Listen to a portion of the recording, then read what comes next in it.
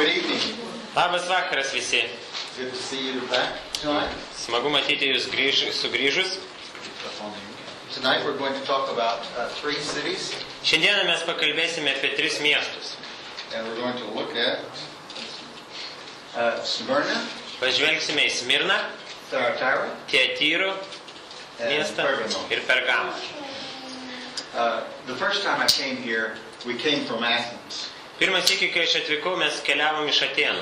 I stayed with Babis. My friend and I stayed with Babis. Draugas ir aš mes apsistojame kartu su Bobiu. And we were going to fly from here to here. Ir mes skridome iš Atėnų į Smirną. And they told me the ticket was going to be $300. Ir jie man pasakė, kad lėktuvo bilietas kainuos $300. Aš galvoju, $300? That much from there to there? Iš tokį atstumą tik tai skristi ir $300. Babis, remember, was the captain of the ship. Atsimenate, sakiau, kad Bobis buvo laivo kapitonas. And he said, Larry, if you were a member of the Greek merchant marines, you could fly for $100. Ir jisai pasakė, Larry, jeigu tu būtum laivyno darbuotojas, tau kainuotų tik $100. And I said, how much would it cost for me to join the merchant marines? O aš tada paklausiau, kiek man kainuotų prisijungti prie to He said, laivyno? you sign a paper and give them $10. Ir sako, pasirašyk dokumentą ir duok jam $10. So my partner and I became merchant marines. Taigi partneris ir aš mes tapome laivyno dalimi. So we landed in Smyrna, but today it's called Izmir. Mes nusileidome Smirnoje, šiandieną šis miestas vadinasi Izmiras. And for a long time people thought there had never been a Smyrna.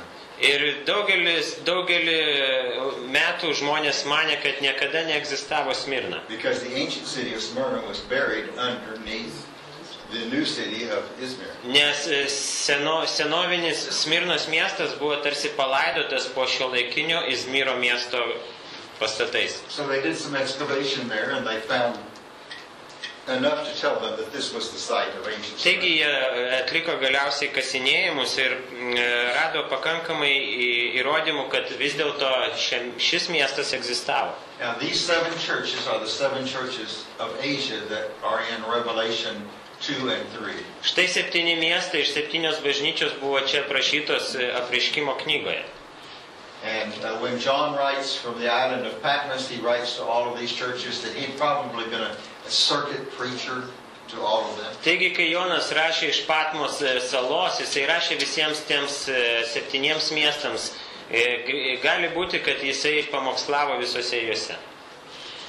And Smyrna was one of the churches that was written to.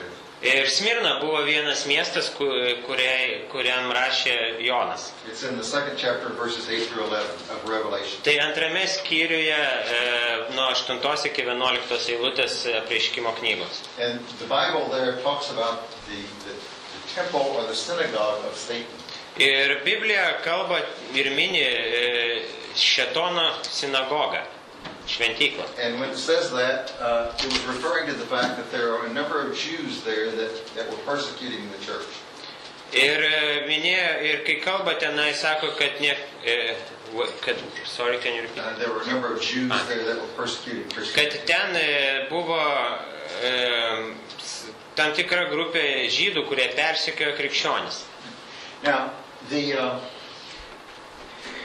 when a conquering people came in and conquered the Jews, kai užkariautojai atvyko ir užkariavo Izraelį, žydus, conquered the Jews. Okay, they knew that the Jews were good businessmen. Ir jie žinojo, kad žydai yra geri verslininkai. So they would move the Jews to various cities that they wanted business to increase. Taigi jie iškraustė, galima sakyti, žydus į įvairius miestus tam, kad jie užsimtų verslu. So there were Jews in most of these cities. Taigi daugelį šių miestų gyveno žydų. And they usually did quite well business-wise. Ir jiems iš tikrųjų pakankamai gerai sekėsi verslas. Well, of course, the Jews at that time became angry with the Christians. Ir tuo metu žydai ėmė būti nepatenkinti, pykti ant krikščionių. And since Christianity was illegal what they would do would expose the Christian, say, this man is a Christian. Ir kadangi tuo metu krikščionybė buvo nelegali, jie ėmė persekioti ir išduoti krikščionis vyriausybei, And valstybei. many Christians died there. Ir daugelis krikščionių tuo metu One mirė. of them was a man named Polycarp, Ir vienas iš jų buvo žmogus vardu Polikarpas. and he was a leader in the church in this region. Jis buvo šio regiono bažnyčios vadovas. And he was famous in Christianity. Ir jis buvo gerai žinomas krikščionybės pasaulyje. And when they arrested him, the Romans did not want to kill him. Ir kai jis buvo suimtas, romiečiai nenorėjo jo žudyti. They said, just deny this Jesus and we won't have to kill him. Jie sakė, tik tai paprasčiausiai išsižadėk Jėzaus ir mums nereiks tavęs nužudyti. And he said, 86 years have I served him and he has done me no evil. O jisai pasakė, 86 metus aš jam tarnavau ir jis man nieko blogo nepadarė. I cannot deny him now. Aš dabar tikrai negaliu jo išsižadėti. And so they burned him at the stake. Taigi jie sudegino jį ant laužo. And this happened to a lot of Christians. Ir tai atsitiko daugeliu krikščionių. So we're going to take a quick look at the city of Smyrna, and then we're going to take a very quick look at Thyatira, and then we'll spend the rest of our evening on Pergamum. Taigi mes labai trumpai apžvelgsime Smirnos miestą, dar trumpiau Tiatyrų miestą, o ilgiau šiek tiek pažvelgsime į Pergamą. And Smyrna is the air is very dirty in this city. Smirnoje pačiame mieste oras yra gana užterštas. It's the #1 port in Turkey. Tai pats didžiausias uostas Turkijoje. We're standing on top of the Acropolis, or the mountain where they would have a fortress. Mes stovime ant Akropolio kalno, arba ant kalno, ant kurio stovėjo tvirtovė. And it was an old crusade fort here. Ir čia buvo senoji kryžiuočių tvirtovė. The remains of the city, there are very little remains of the ancient city. Remains? What remains? Yeah. This is one of the few things that's left from the ancient city. Labai liekanos, kurių yra tikrai nedaug, yra iš senovinio miesto. And this is part of the ancient water system. Ir čia viena iš senovinio miesto vandens sistemų. Right in the heart of town, they excavated this square and found things that proved that it was Smyrna.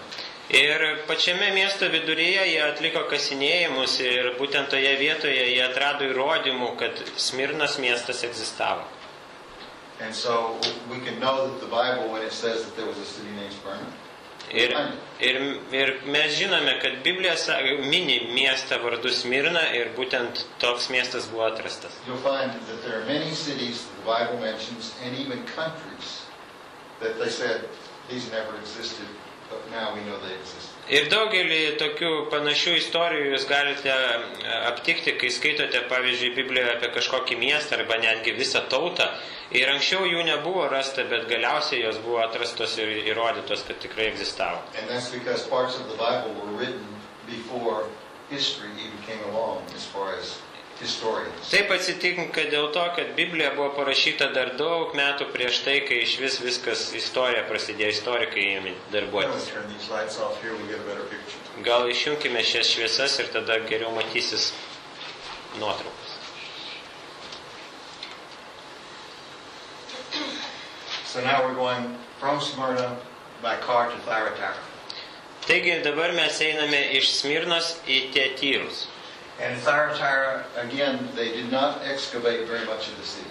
Tiatyrose taip pat nebuvo labai daug kasinėjimų. Because there's a modern day city on top of it. Nes taip pat ant senovinio miesto dabar stovi naujas modernus miestas. This used to be part of the swimming pool at in the spa or the baths in the city. Ir čia buvo baseinas miesto pirtyje. And this is just part of the walkway that shows that there was an ancient city here. Ir čia vienas iš tunelių, kuris įrodo, kad egzistavo senovinis miestas. In the 16th chapter of the book of Acts, there's a lady named Lydia that's mentioned. 16 skyriuje Apaštalų darbų knygos Biblijoje yra paminėta moteris vardu Lidija. And this was her city. Ir tai buvo miestas, kuriame jinai gyveno. But you can see there are not too many remains. Matome, kad nedaug kas išlikę. But this is part of the ancient church building here that existed Čia yra dalis senovinės bažnyčios, kuri egzistavo tuo metu. Now we're going to get on the road. Toliau mes eisime keliu ir nuvyksim į Pergamą. And Pergamum is only mentioned in this one little section of the Bible. Pergamo miestas yra paminėtas tik vienintelėje vietoje Biblijoje, toje mažoje ištraukoje Apreiškimo knygoje. But it's important because of the writer Luke. Bet šis miestas yra labai svarbus dėl rašytojo autoriaus Luko. Luke was a Greek physician who wrote 2 books of the Bible. Lukas buvo graikų gydytojas, kuris parašė 2 Biblijos knygas. He wrote the book of Luke and the book of Acts. Jisai parašė Luko Evangeliją ir Apaštalų darbus. And so now you're looking at and the reason why I think Luke is important here is that Luke grew up in this place right here. Miestas svarbus todėl, kad Lukas užaugo štai čia šioje vietoje, Troadės mieste. And we know he became a physician. The Bible says he was a physician. Ir Biblija sako, ir mes žinome, kad jisai tapo gydytoju. Well, in the whole Roman Empire, there were 4 great centers for training physicians. Ir visoje Romos imperijoje buvo 4 dideli centrai, mokymo centrai, kaip tapti gydytoju. And one of them was here at Pergamum. Ir vienas iš jų buvo Pergamo mieste. And so, living so close, 50 miles, Jisai gyveno labai arti, 50 mylių atstumu. we know that Luke was highly educated, and more than likely he was educated here. Mes žinome, kad Lukas buvo gerai išsilavinęs ir didelė tikimybė, kad būtent išsilavinimą jis gavo Pergamo mieste. So as we look at the city, we're going to look at the medical center that existed back in Paul's day. Taigi, žvelgdami į miestą mes žiūrėsime kaip į medicinos centrą, kuris egzistavo Luko laikais. Now the city is built in 3 parts. Miestas buvo pastatytas iš 3 dalių. You have the Acropolis with the fortress, Akropolis su tvirtove, then the city, miestas, and then the school is down here. ir čia buvo mokyklos. And so we're going to start and we're going to go to the top of this mountain. Taigi mes pradėsime nuo kalno viršūnės. The first time I came here, there was just 3 of us traveling.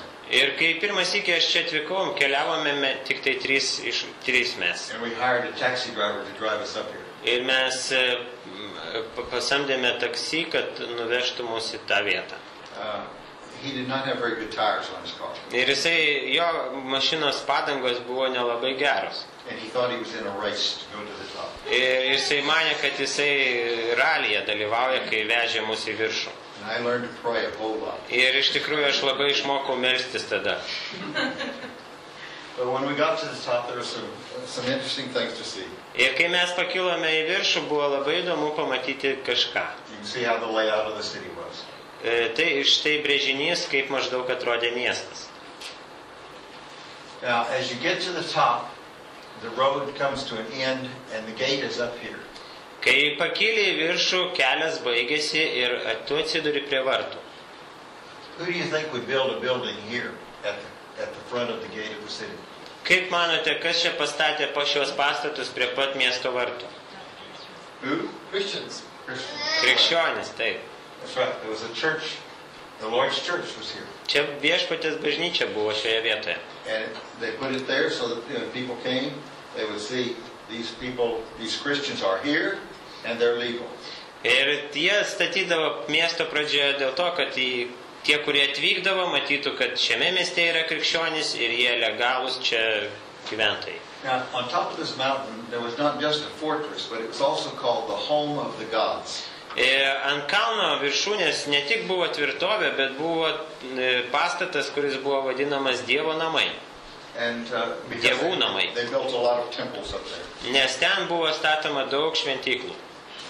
And I've been here twice. The first time I came, it was a nice day. The other time, it was raining. Aš buvau šioje vietoje 2 kartus. Vieną sykį, kai buvau nuvykęs, buvo puikiai graži diena, kitas sykį lijo lietus. And so here's the gateway to the fortress and home of the gods. Štai vartai, kurie vedė į tvirtovę ir į dievų namus. And you can see this is what it looked like in Paul's day and when John the Apostle probably came here. Taip miestas atrodė Pauliaus laikais ir būtent kai Jonas čia atvyko, greičiausiai miestas būtent taip atrodė. The temple to Trajan, Trajano šventikla, Dionysius, Dionizijos, there was one to Athena, Atenės viena šventikla and some buvo others. ir kitų. But you can see it must have been a very beautiful place. Iš tikrųjų matote, kad tai buvo labai graži vieta. And this was just the Acropolis. Ir čia tik tai kalnas, Akropolis.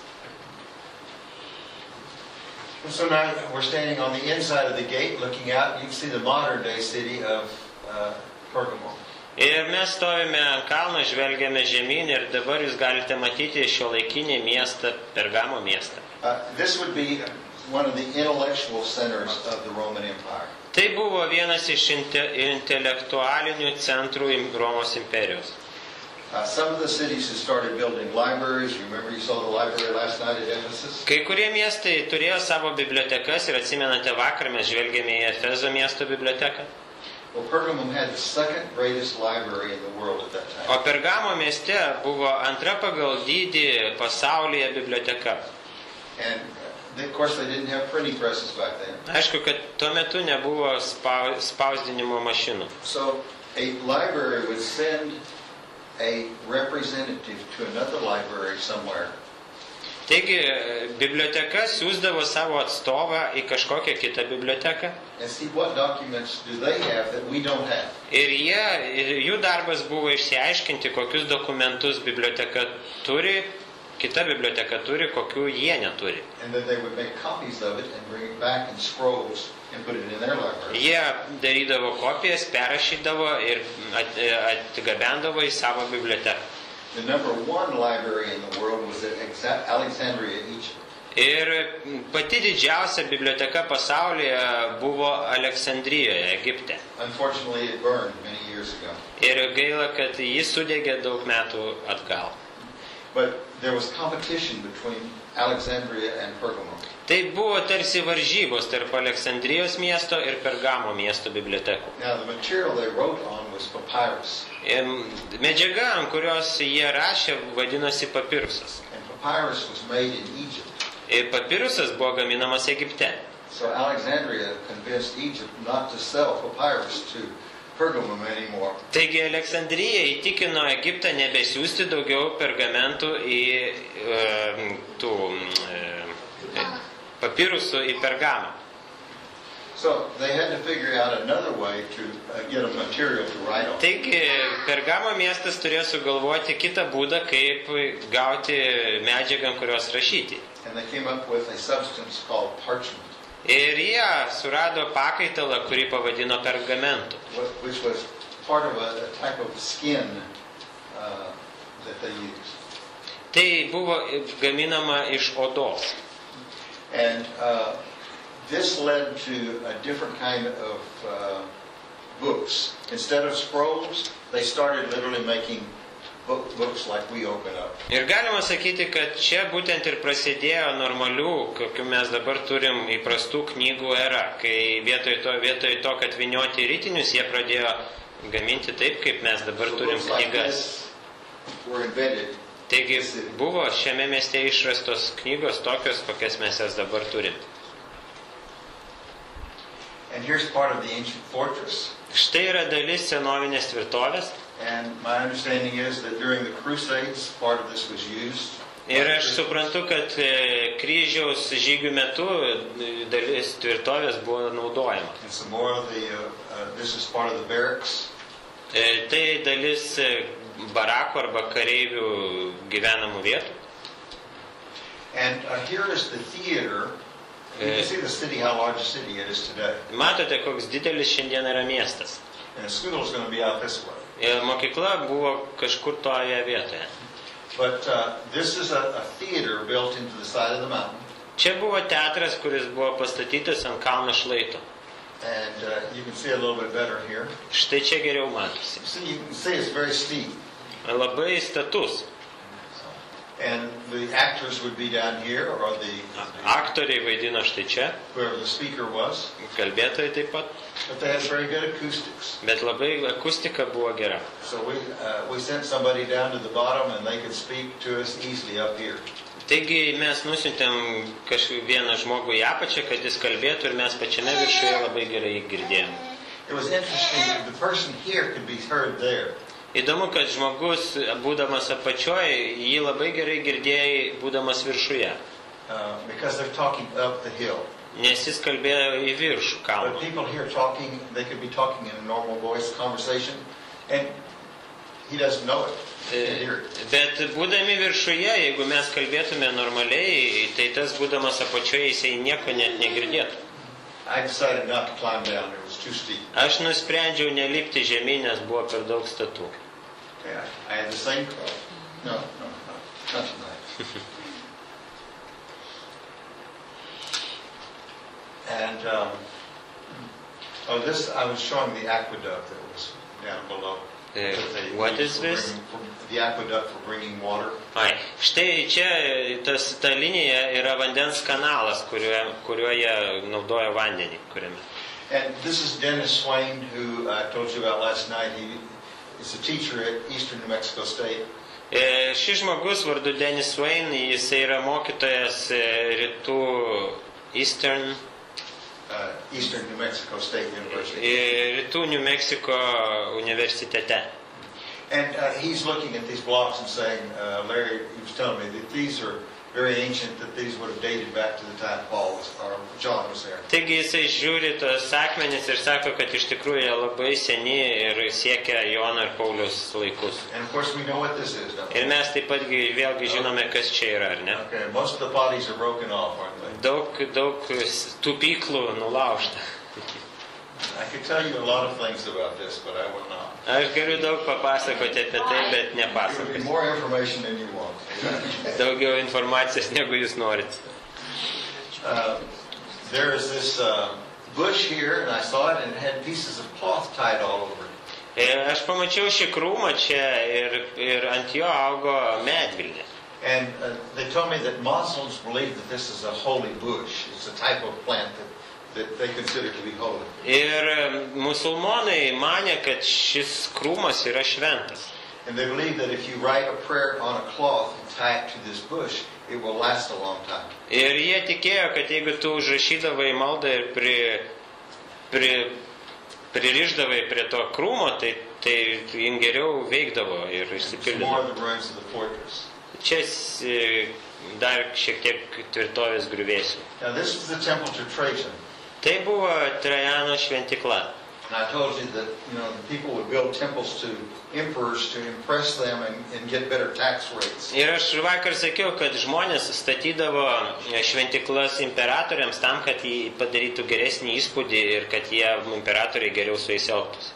And it must have been a very beautiful temple at one time. Ir turbūt tai buvo tikrai labai graži šventikla. And the temple had part of one of the statues to Trajan.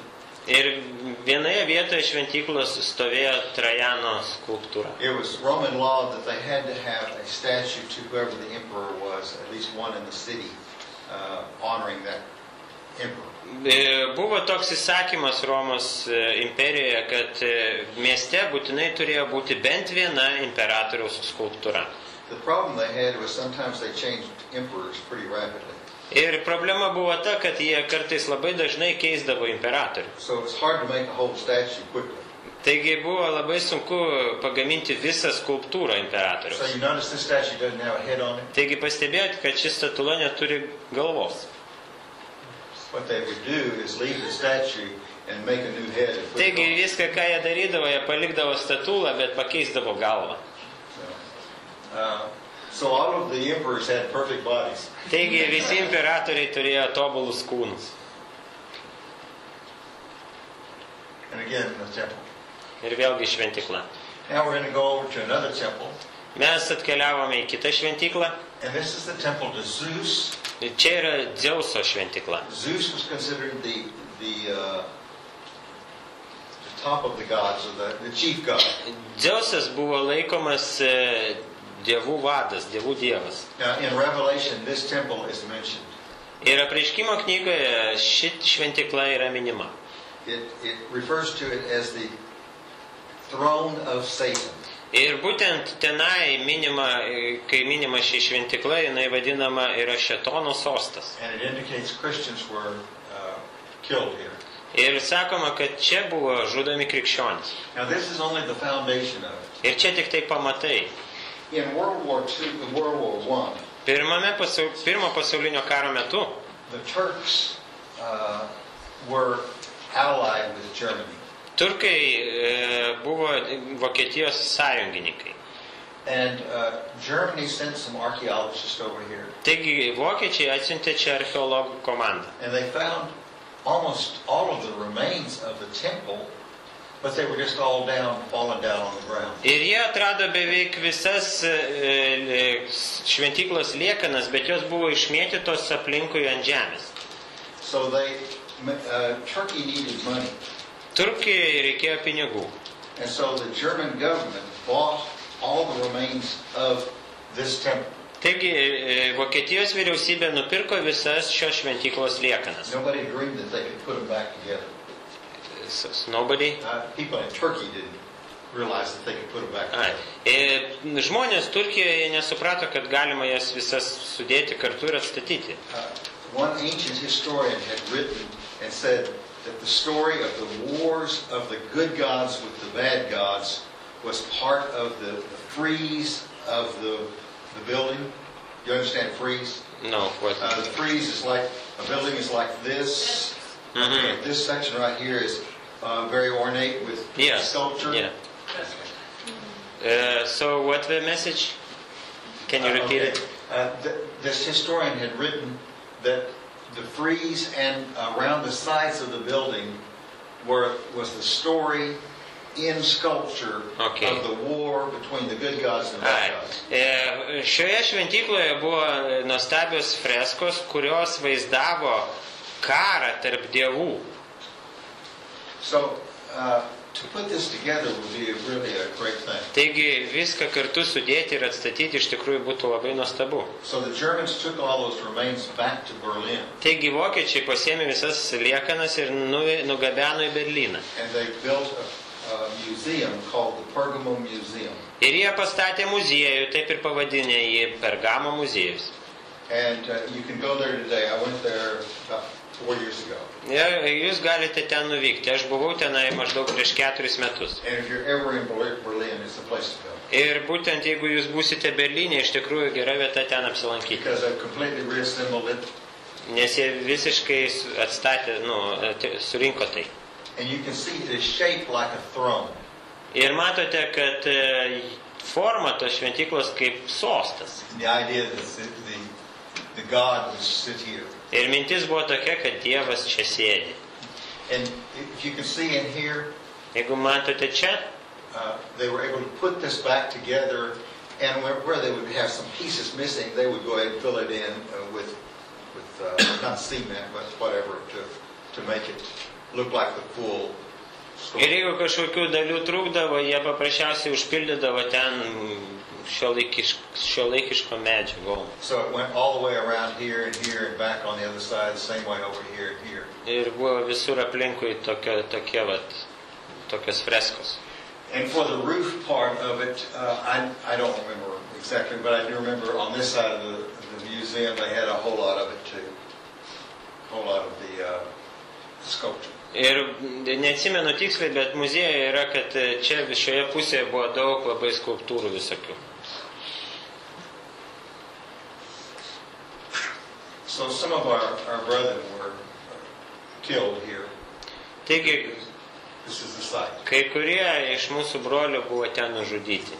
Čia iš viršaus. So now we're going to go down to, we've gone down and passed through the middle city, and we're getting ready to walk out this causeway to the medical center. Taigi mes dabar iškeliaujame iš miesto vidurio ir eisime į medicinos centrą. Now let's consider Luke for a moment. Atsiminkime Luką minutėlį. The Bible said he was a physician. Biblija sako, kad jis buvo gydytojas. That he was Greek. Buvo graikas.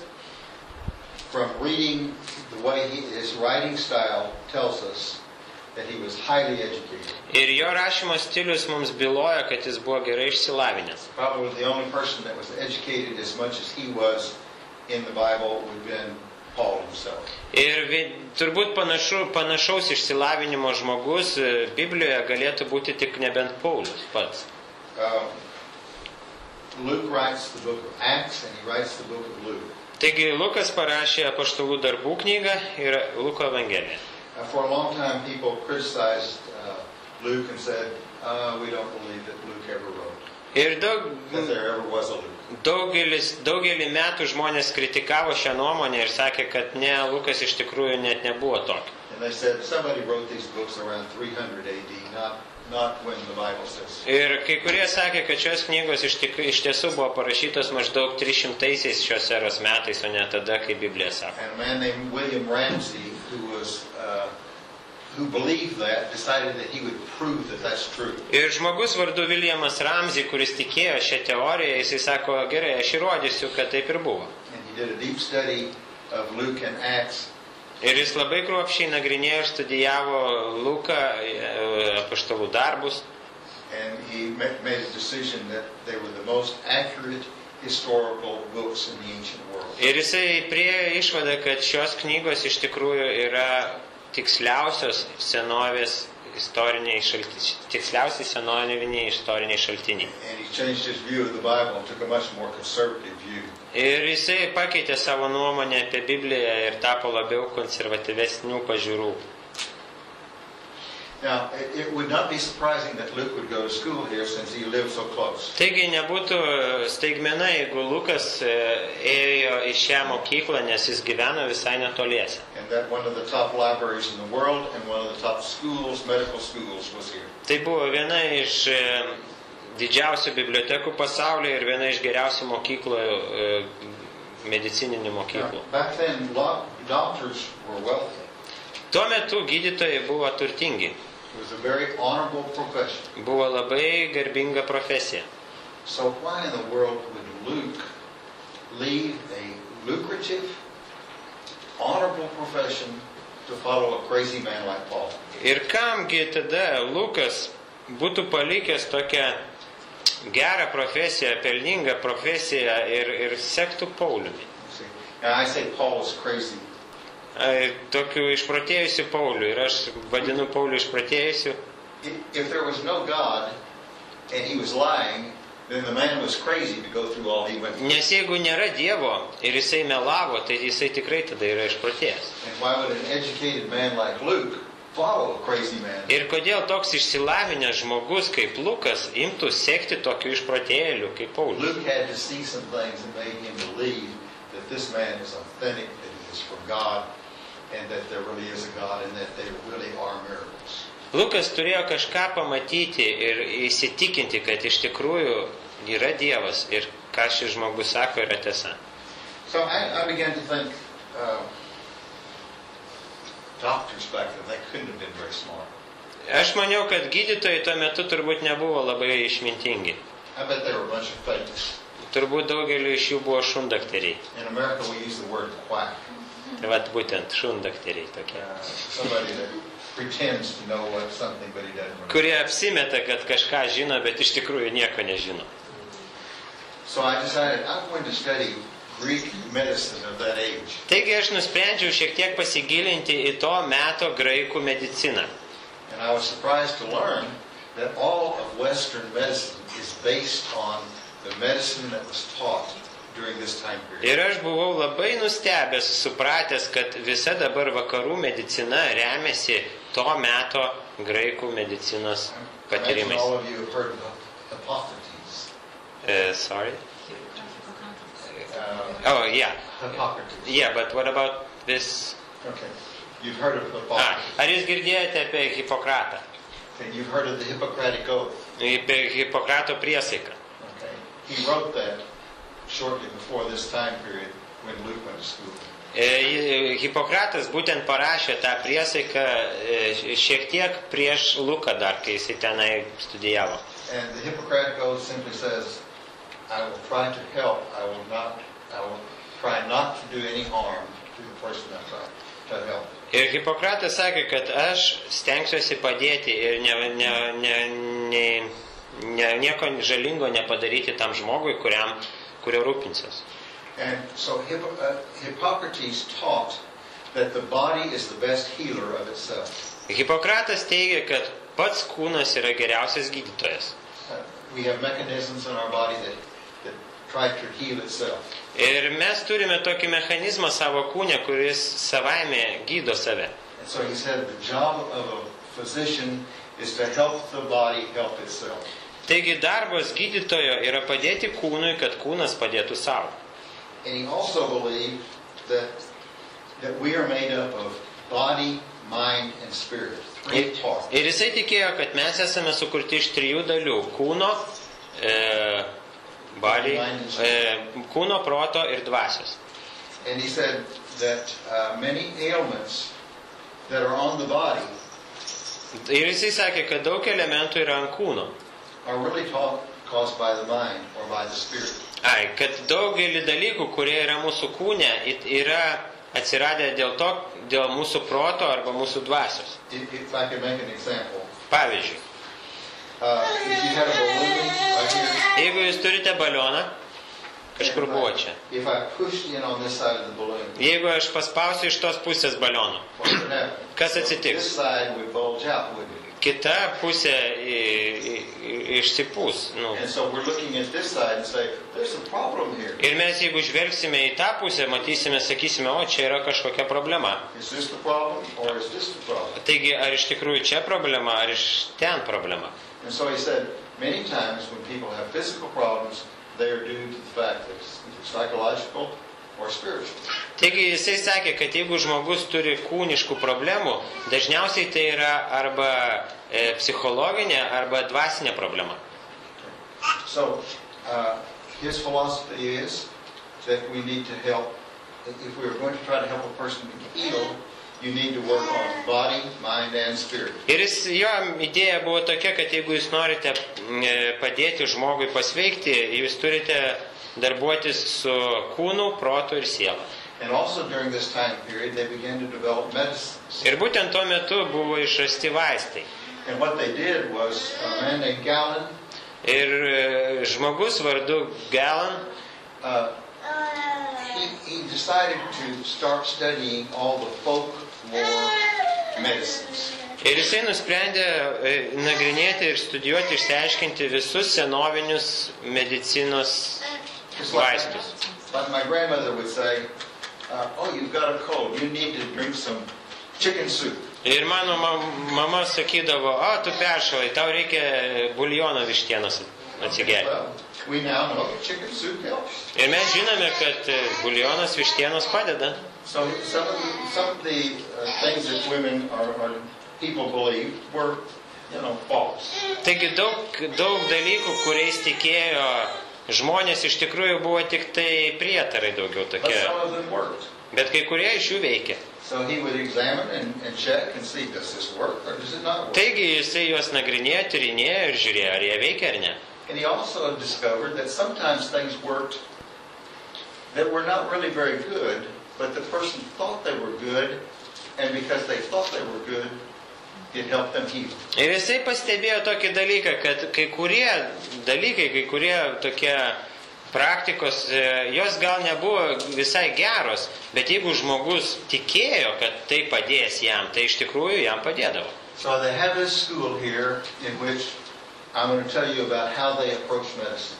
Taigi buvo čia mokykla, kurioje jie papasakosiu, kaip jie žiūrėjo į vaistus. And here's Bobas entering into the school area in Dennis. Denis ir Bobas įeina į mokyklą. And this is the insignia of the school. What's it going to have on it? Insignia, what it is insignia? A snake. Ir kad čia yra mokyklos ženklas, simbolis. This is called the Asclepion, Asclepiono, and it's named after the god Asclepius. vardu pavadinta. Dievo Asclepiono vardu pavadinta. And Asclepius was the god of compassion. He was the god of healing. Eskalapijus turbūt buvo dievas, malonės dievas, paguodos dievas ir gydymo dievas. Asclepius was supposed to be one of the good gods. Taigi jisai buvo gerėtis. But one day he made Zeus angry. Now this is myth, okay, right now. What he did? This is a myth. Tai dabar papasakosiu tokį mitą, legendą. But remember, the Greeks believed the myth. Bet atsiminkite, kad graikai tikėjo legendomis. But the myth was that Zeus became angry with Asclepius. Taigi legenda byloja, kad Dzeusas supyko ant Eskalapijo. So I'm going to penalize you and send you into the underworld for a time period. Taigi jisai nubausdamas jį nusiuntė į požeminę karalystę. And so for a time period, Asclepius was down with the bad gods. Ir kuriam laikui jį ten nusiuntė ir tas Eskalapijus buvo kurį laiką su blogiečiais. But he was smart enough to make friends with them. Bet jisai buvo pakankamai išmintingas, kad susidraugautų. And in the meantime, he would sometimes heal people on earth. Ir kai laikas nuo laiko jis gydydavo žmonės žemėje. And because of this, Zeus decided, okay, I'm going to let you come back. Ir būtent dėl to Dzeusas nusprendė, na gerai, tada gali grįžti. So he became the god of healing to the Greek people. Taigi jisai tapo gydymo dievu graikų žmonėms. And they said when he was in the underworld, he could turn himself into a snake. Taigi jisai sakė, kad būdamas požeminėje karalystėje jis galėdavo pavirsti gyvate. Because snakes can go into the ground. Nes gyvatės gali raustis po žemę. And into the underworld. Ir taip pat ir požeminė karalystė. So snakes became his symbol. Taigi gyvatė tapo simboliu. And it also was a symbol in this other way. Ir taip pat dar buvo simbolis vienas. That when a snake Tas pats tik changes its paaiškins. skin, it looks like it's dying, but then it sheds its skin and it looks like it's reborn. Nes kadangi gyvatė išsinerdavo iš odos ir kai jin tai darydavo, jin atrodydavo tarsi jau prie mirties, bet kai nusinerdavo jos sena oda, jinai tarsi atgimdavo. So now what we've done is walked through here. Taigi ką mes darėme? Mes keliavome iš čia That symbol is here, and now we're walking into the medical center. ir įeiname į medicinos centrą. At the sign at the beginning of the medical center that said, "Let no dead person or near dead person come here." Ženklas prie įėjimos bylojo, tegul nei vienas miręs arba tas, kuris prie mirties čia neįeina. They knew their limitations. Jie turėjo savo limitus. And they understood psychological healing. Ir jie taip suprato psichologinį gydymą. They could do some medical healing, Jie physical healing, galėjo gydyti kūną, fizinį but kūną, they were experts at psychological healing. bet jie buvo ekspertai psichologinėje srityje. Now, I'll show you the layout here. This was the part of the temple to Asclepius here. Čia buvo šventikla Eskalapijaus. And then they had a theater here, an Odeon, Auditorija buvo čia, mažas teatras. where they would have dramas and all kinds of things like that. Vaidindavo tenai spektaklius ir panašiai. They had a library here, Biblioteka. part of the big library of the city. Biblioteka, dalis didžiosios miesto bibliotekos buvo čia. They had compartments for the people that were sick. Palatos ligonėms. They had several pools of water here. Keletą baseinų, vandens baseinų. They had this tunnel here. Buvo čia toksai tunelis. Okay, and we'll look at each one of those. Ir we will look. Yeah, we'll look. Mes pažvelgsime į juos. Okay, there's the theater. Štai čia yra tas teatras, auditorija. Now remember I said that Hippocrates says we are body, mind, and spirit. Atsimenate, Hipokratas sakė, mes esame kūnas, protas ir siela. So they're going to try to work on each one of them. Taigi jie bandė dirbti su visais trim iš jų. So for the body they had a gymnasium. Taigi ir kūnui jie turėjo gimnastiką.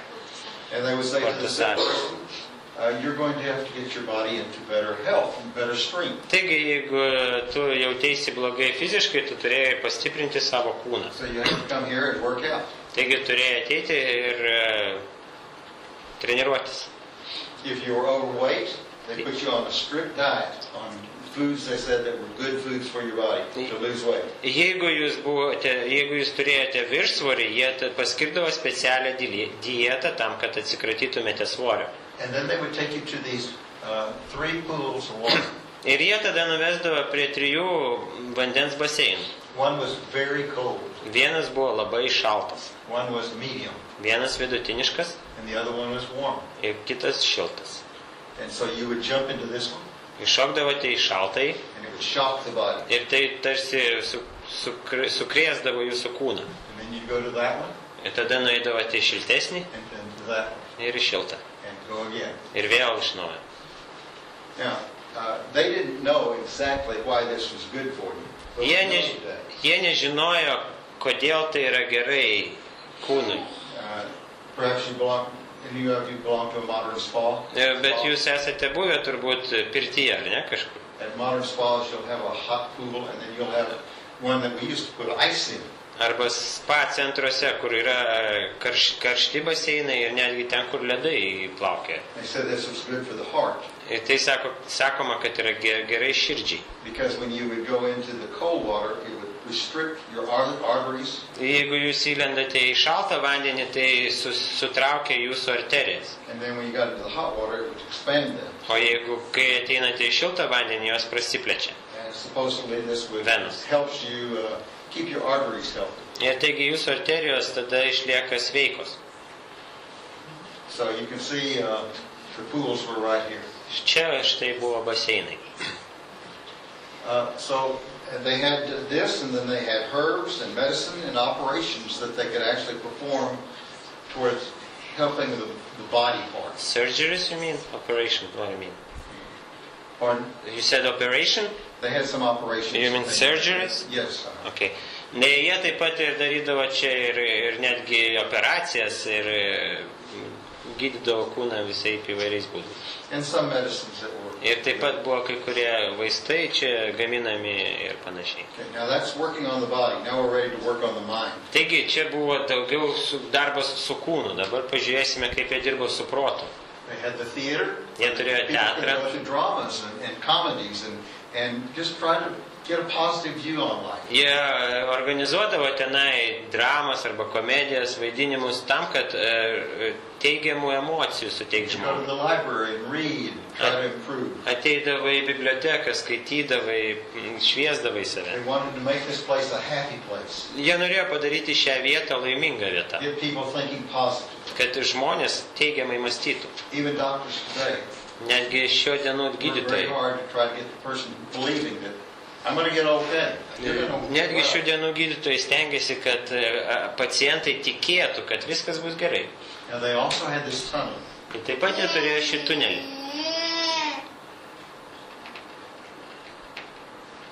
And here we're entering into the tunnel. Ir čia mes įeiname į tą tunelį. And the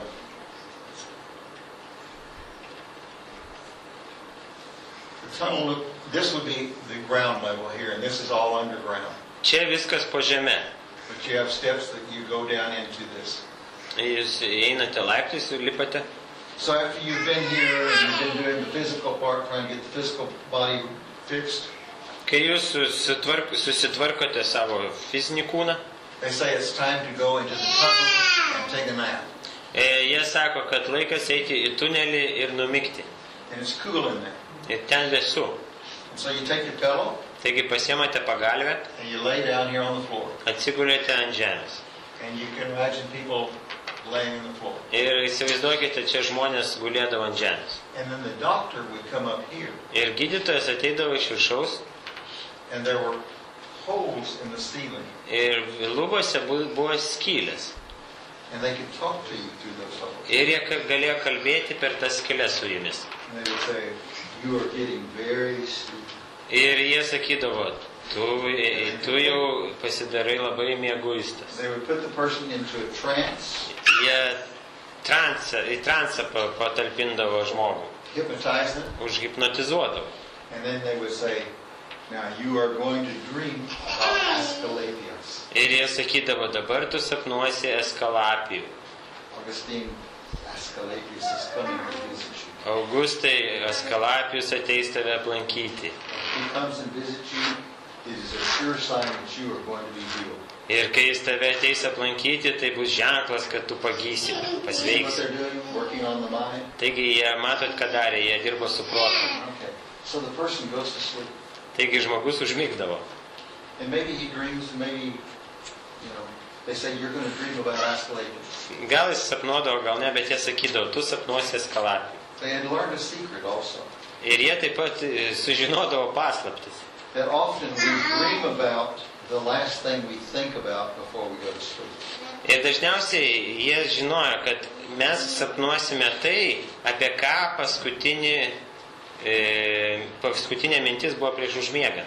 If you go to sleep and you're bothered by something, you're going to be thinking about it in your sleep. Jeigu jūs einate miegoti ir kažkas jūs neramina, jūs mąstote apie tai. So when you wake up, say, about Asclepius. Taigi, kai tu atsikeli, tu sakai, o, aš sapnavau Askalapijų, jis atėjo. I'm going to get well. Aš pasveiksiu. But let's pretend that you didn't dream about Asclepius. Bet įsivaizduokit, jeigu jūs jo nesapnavot. The doctor says, what did you dream about? Did you see Asclepius? Ir daktaras, gydytojas klausė, ką sapnavai, ar sapnavai Askalapijų? And the man says, no, I dreamed about a squirrel up in a tree. Ir žmogus sakydavo, ne, aš sapnavau voverę ant medžio. And the doctor says, oh, this is wonderful. O gydytojas sakydavo, o, tai nuostabu. Asclepius' favorite animal was a squirrel. Askalapijaus mylimiausias gyvūnas buvo voverė. So any way that they dreamed, they would turn it into Asclepius. Taigi, bet ką jie sapnuodavo, jie vis tiek privesdavo prie to Askalapijaus. Now, you can see that this is fakery in one way, but in another way, it's psychological healing, and psychological healing often works. Ir iš tikrųjų matote, kad tai buvo iš tikrųjų netikras dalykas, toksai, netikroviškas, bet netgi tokie dalykai jie veikdavo. Now they also had this building here, I don't remember what it was. Šie pastatas nelabai atsimenu, kas ten buvo. Here's part of the... O čia yra teatras. I want to go back.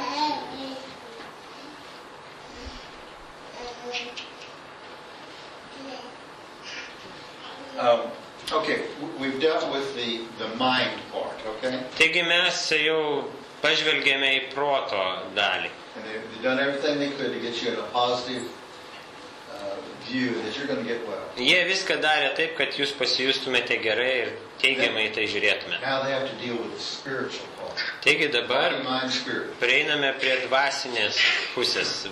Kūnas, protas ir dvasia. They believed that there were good gods and bad gods. Taigi jie tikėjo, kad yra geri dievai ir blogi dievai. So there was a temple to Asclepius here. Taigi čia stovėjo Askalapijaus šventykla. And they would go to the temple Jie eidavo į šventyklą and offer a sacrifice. ir aukodavo deginamąją auką. And their belief was that the smoke went up into the air to the good gods. Ir jie tikėjo, kad deginant auką dūmai eidavo geriems dievams. And it would bring a message to help our friend. Ir siųsdavo žinią padėti. But what about the bad gods? O kaip apie bloguosius dievus? For the bad gods, they believed that they were under the ground. Ir blogieji dievai, jie tikėjo, kad gyveno po žeme. In the underworld. Po žeminėme pasaulyje. So they had the person go to the temple. Taigi jie pasakydavo, kad žmogus eitų į šventyklą. And how are we going to communicate with these bad gods? Ir kaip mes galėtume bendrauti su tais blogais dievais, kurie yra po žeme? Who can go under the ground? Kas gali nueiti po žemę? Oh, snakes can go under the ground. Gyvatės gali. Asclepius was a snake at one time. Askalapijus buvo vienu metu gyvatė.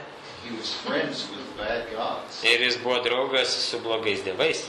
Maybe if we send a snake down, he will take a message for us. Ir gal jeigu mes nusiųsime gyvatę į apačią, jinai nuneš žinią. But how do we give the snake a message? Bet kaip mes galime priduoti gyvatę į žinią nunešti? He said, come to the temple. Taigi sakydavo, ateik į šventyklą and you're going to sleep here on the floor. ir mėgok ant žemės. And during the night, Ir nakties metu. the doctors are going to dump a basket of snakes on the floor. Ir gydytojai išpildavo gyvačių pintinę ant žemės. Now, they are not poisonous snakes, but they're snakes. Jos nebuvo nuodingos, bet visgi gyvatės. And the idea is to have the snakes crawl over you. Ir mintis buvo tokia, kad gyvatės šliaužtų per tave. And when a snake would crawl over you, somehow he would get the message that this part of you hurts, or your arm hurts, or your head hurts, or whatever. Ir kai tos gyvatės šliaužiodavo per tave, jos tarsi gaudavo tą žinią, kas tau skauda. Ar tai ranka, ar tai galva, ar tai koja. Then later he would crawl in his hole and take the message to the bad gods. Ir vėliau jos nušliauš, įlys į skylę, į apačią ir nuneš žinią blogiem dievam. And then the bad gods would say, okay, we will help. Taigi tada blogieji dievai sakys, na gerai, mes padėsim. So this was body, mind, and spirit. Taigi buvo kūnas, protas ir siela. Now I can tell some of you don't like snakes. Aš galiu pasakyti, kad kai kurie iš jūsų nemėgsta gyvačių. And you wouldn't like a snake crawling across you. Ir nenorėtumėt, kad gyvatė po jumis laipėtų, So repliotų. some of the people said, is there any other way? O ir taip pat ir kiti žmonės sakydavo, ar yra koks nors kitas būdas. And the doctor said, yes, but it's very expensive. Ir jie sakydavo, taip yra, bet jis labai brangus. Have you heard that before? Ar girdėjote prieš tai tokią mintį? And they said, here's what we will do. Let's pretend that your arm is sick. Štai ką mes darysime. Įsivaizduokite, kad jums skauda ranka. The doctor would make a cast of the arm. Kad uždėdavo gipsą tokį jo. Įtvarstį. Then he would pour liquid terracotta. Terracotta is a clay, an orange colored clay. Ir tada pildavo tokį molį, rausvos spalvos molį. And then let it dry. Leidavo sudžiūti. And then they would take the mold away and they had a duplicate of the arm. Ir jie darydavo rankos duplikatą, tai yra trafaretą tokį. And then they would take the arm and place it on the floor and the snake would crawl across it. Taigi jie padėdavo tą... Kaip? Atlėja. Jo, molinę tą ranką, kurią padėdavo, tada leisdavo per ją gyvates ir jos taip suprasdavo, kas blogai tavo rankai. Now, in the city of Corinth, there is a museum there. Korinto mieste yra muziejus. And in that, I went to the museum. Ir aš buvau nuvykęs į tą muziejų. And there was a door that was closed and locked. Buvo duris, kurios buvo uždarytos ir užrakintos. And the person that was leading us through said, we do not let people go in there. Ir žmogus, kuris mus vedė, sakė, mes neleidžiame ten žmonėms eiti. And I said, well, what's in there? O aš paklausiau, kas tenai? He said, for $10, I'll show you. Jis sako, už $10 aš tau parodysiu. So I paid him the $10 and we went in. Ir taigi aš jam sumokėjau $10 ir mes įėjom į vidų. And the reason why they had locked it up, Ir priežastis, kodėl jie užrakino tas duris, because they didn't want children going in. nes jie nenori, kad ten vaikai eitų. Because there was a great number of venereal diseases back then. And so many of the terracottas were of personal parts of the body. Ir daugelis ten, tuo metu buvo daug venerinių ligų ir tie atlijos, tie trafaretai, tų kūno dalių buvo iš įvairių kūno vietų. Okay, so again, do you see that this is psychological healing too? Ar matote, kad tai psichologinis taip pat gydymas? So many of the people actually got well here. Ir iš tikrųjų daugelis žmonių ten pasveikdavo. And Luke was well educated with all of this. Ir Lukas buvo gerai išsilavinęs šioje srityje. So why does he leave this? Kodėl jis visą tai paliktų? Because he saw some things done by Paul Nes jis matė kažką, ką Paulius darė. that he knew no Greek doctor could do. Ir jisai žinojo, kad nei vienas graikų gydytojas to negalėtų. And if anybody was qualified to snoop out or to discover a faith, Luke would have been qualified. Ir jeigu būtų kvalifikuotas žmogus, kuris nustatytų, ar iš tikrųjų buvo kažkas padaryta ar ne, tai Lukas būtų tinkamas kandidatas tam. But Luke was so convinced that Paul had done real miracles Ir taigi Lukas buvo tikrai įsitikinęs, kad Paulius darė tikrus stebuklus. that he left his lucrative, honorable job Ir jisai paliko savo garbingą darbą, profesiją. and followed this crazy man. Ir ėmė sekti tuo išprotėjusiu And žmogumi. he would spend time in jail with him Ir praleido su juo netgi kalėjime laiko. and was with him all the way through. Ir buvo visą laiką su juo. So he was an eyewitness of Paul's miracles. Taigi jisai buvo liudytojas, matė viską, ką darė Paulius, jis And he stebuklų jo. became a true believer and was willing to suffer with Paul. Ir jis tapo tikrų tikinčiuoju ir pasirinko verčiau kentėti su Pauliumi. And he became an early, accurate recorder of early church. Ir buvo vienu iš tų, kuris tiksliai užrašė ankstyvosios bažnyčios istoriją. And that's it for now. Taigi tiek šiai dienai. Tomorrow morning we will look at Sardis, Rytoj ryte mes pažvelgsime į Sardį, Philadelphia, Filadelfiją and Laodicea. ir Laodikėją. So hope that you can do it. Tikiuosi, jūs būsite rytoj. Thanks for coming and being awake again. Thank you very much. Ačiū, kad atėjote ir kad vis dar nemiegate.